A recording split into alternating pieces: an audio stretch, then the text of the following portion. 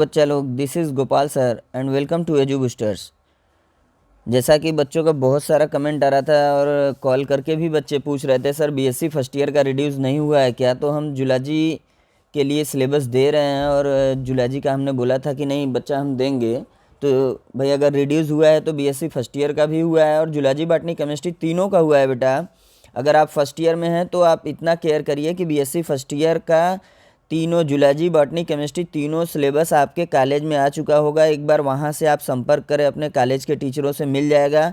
नहीं मिल रहा है तो हमने यहाँ जूलॉजी का अपने चैनल पे डाल दिया है, आप देख सकते हैं कि सिलेबस रिड्यूस हुआ है। और हमने तो जहाँ पढ़ाया वहाँ पे लगभग वही चीज़ें पढ़ाया जो सिलेबस में बचा हुआ है, जो रिड्यूस हो गया उसको हमने टच ही नहीं किया था। तो उसके लिए आप लोग देख सकते हैं हमारे चैनल पे आके।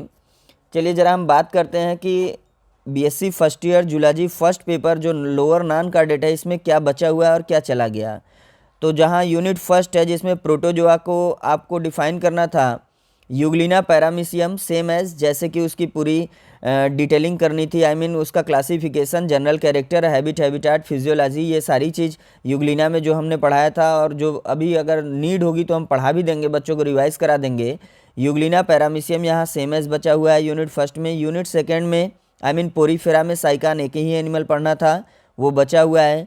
यहाँ जो यूनिट फर्स्ट की बात करें, मोनोसिस्टिस जो था वो रिड्यूस हुआ है बेटा, या चला गया है आप कह सकते हैं। यूनिट थर्ड में अगर हम बात करें तो सिलेंट्रेटा में आपको ओबेलिया और एलिया पढ़ना था, जो ऑरेलिया था वो रिड्यूस हो चुका है।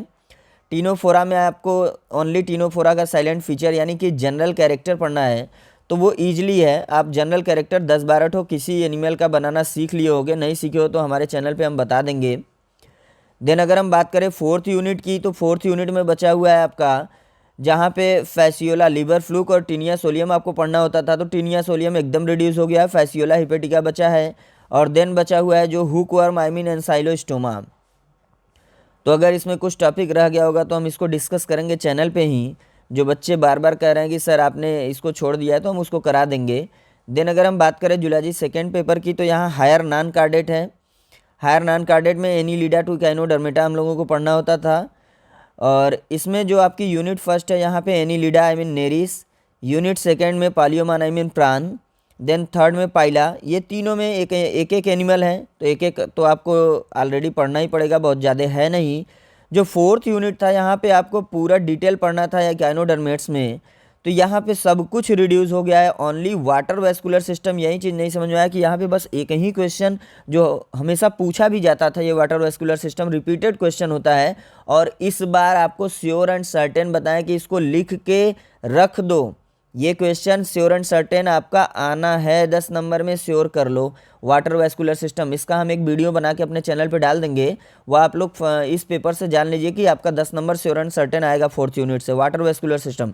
क्योंकि गायनोडर्मेटा का पूरा पढ़ना था डिटेल, वो सबका सब यहाँ से चला गया, बचा खाली वाटर वेस्कुलर सिस्टम। और ये मोस्ट इंपॉर्टेंट क्वेश्चन और ये बचा हुआ है, तो इसका मतलब ये फोर्थ यूनिट से यही क्वेश्चन उठा देगा।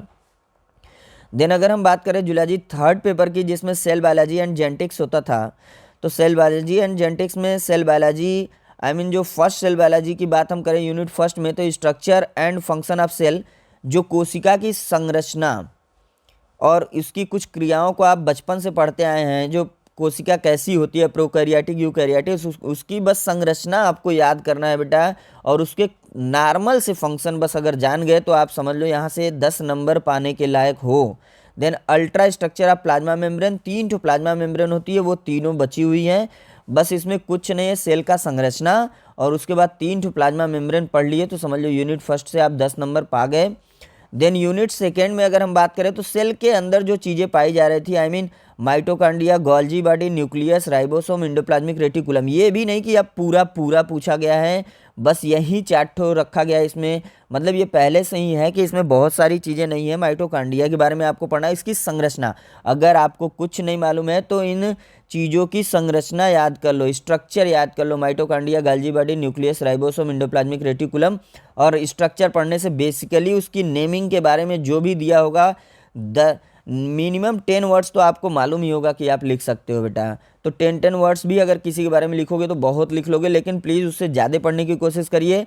और यहाँ थर्ड यूनिट की बात करें तो यहाँ पे लास्ट के जो पोर्शन थे लिंकेज से, ये वाले रिड्यूस कर दिए गए हैं। बचा है जो आपका सिंपल में अगर कहा जाए तो स्ट्रक्चर जो क्रोमोसोम का है और डीएनए वाटसन क्रिक मॉडल है, मेंडल का तीनों नियम है और सेल डिवीजन है। सेल डिवीजन में माइटोसिस मियासिस जो आप पढ़ते थे, तो मेंडल का यहाँ नियम पूरा रहेगा। मल्टीपल एलिल्स है, ब्लड ग्रुप इनहेरिटेंस है, test cross, back cross, monohybrid cross, dihybrid cross, फिर मेंडल के वहीं हेरिडिटरी एंड क्रोमोसोमल बेसिस जो आपको नियम उसका पढ़ना था मेंडल का।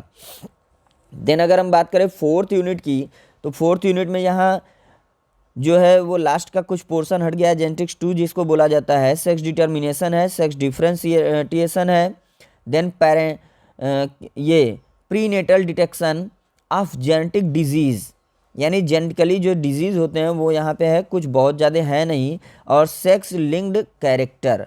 तो यहाँ पे आप ये कह सकते हैं कि बहुत कुछ नहीं है, और ना तो आप ये इसमें घबराने की बात है।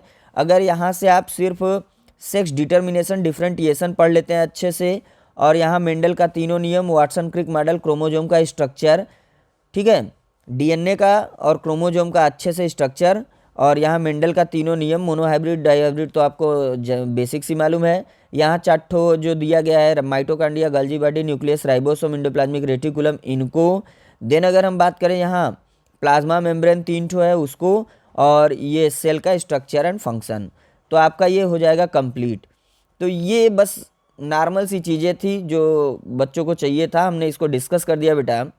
और अगर आप थोड़ा सा भी मेहनत 1 सप्ताह से 2 सप्ताह बैठ के अच्छे से कर दें तो तीनों पेपर आप लोगों के ये कंप्लीट हो जाएंगे। और जूलॉजी, बॉटनी, केमिस्ट्री ऐसे ही हल्का हल्का रिड्यूस किया गया है, तो आप इजीली चाहें तो उसको पढ़ के कंप्लीट कर सकते हैं। आई होप आप लोगों को एकदम क्लियर हुआ होगा। अगर जिस टॉपिक को आप चाहें पढ़ना तो वो कमेंट बॉक्स में ज़रूर हमको कमेंट करें, हम उसको कोशिश करेंगे कि आपको वीडियो प्रोवाइड करें। Thank you for watching my video. अगर अच्छा लगा तो लाइक ज़रूर करिएगा, सब्सक्राइब कर दीजिए नए हैं तो, और शेयर जितने लोगों को कर सकते हैं करिए।